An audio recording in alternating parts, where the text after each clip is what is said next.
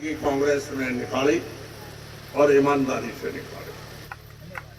किसी आदमी को मैंने गलत शब्द कभी नहीं कहा है। अगर कोई कहा है तो अभी मुझे बताओ, मैंने कभी नहीं कहा।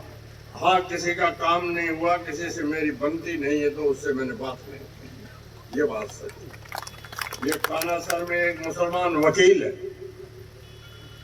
30 साल से सरकारी रेवेन्यू कोर्ट का वकील है। हम चाहते तो क्या ये वकील कंटिन्यू रह सकता था?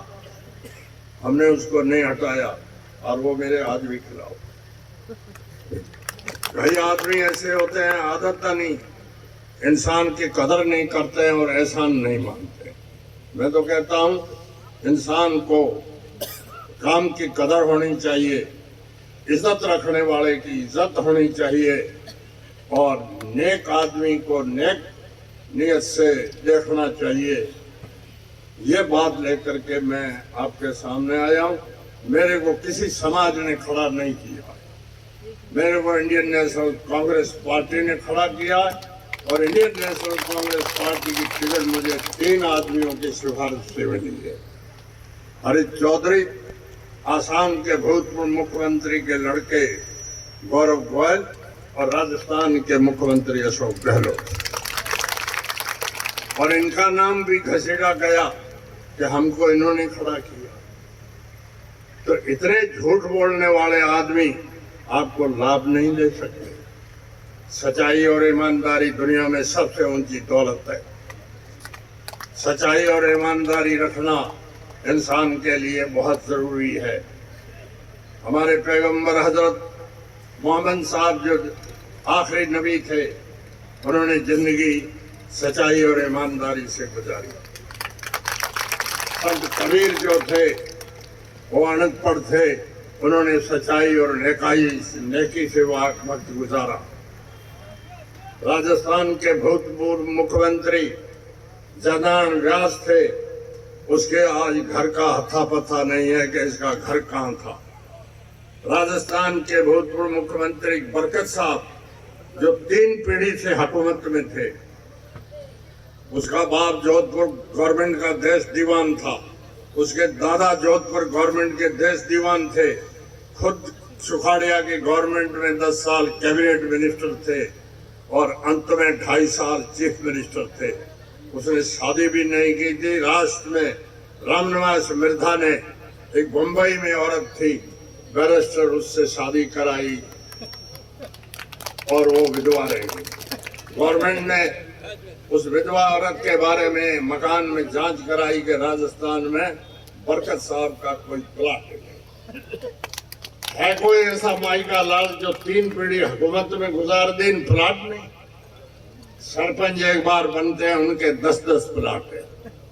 मेरे साथी एमएलए बने हैं, उनका 50-50 करोड़ के बंगले हैं। हमारे एमएलए खुद को पावर है 5 करोड़ रुपया सैंक्शन करना साल में।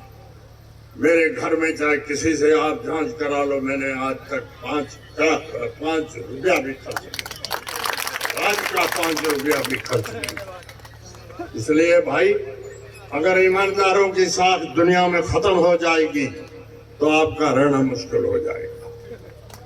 और दूसरी बात मैं कहना चाहता हूं, ये सीमावर्ती जिला है।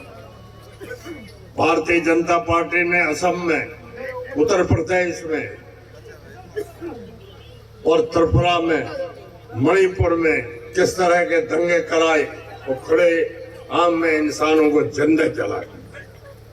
और ऐसे हालात से बचने की कोशिश करो और व्यक्तिगत किसी की नाराजगी, किसी की खुशी का वोट में इस्तेमाल मत करो। Vote Indian national Congress party में दो।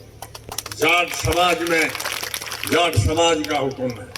क्या है समाज? समाज के सबसे बड़े आदमी 3 है। कर्नल सोनाराम है, हरीश चौधरी है और हेमाराम चौधरी है। ये तीनों हमारा दिल से समर्थन करते हैं।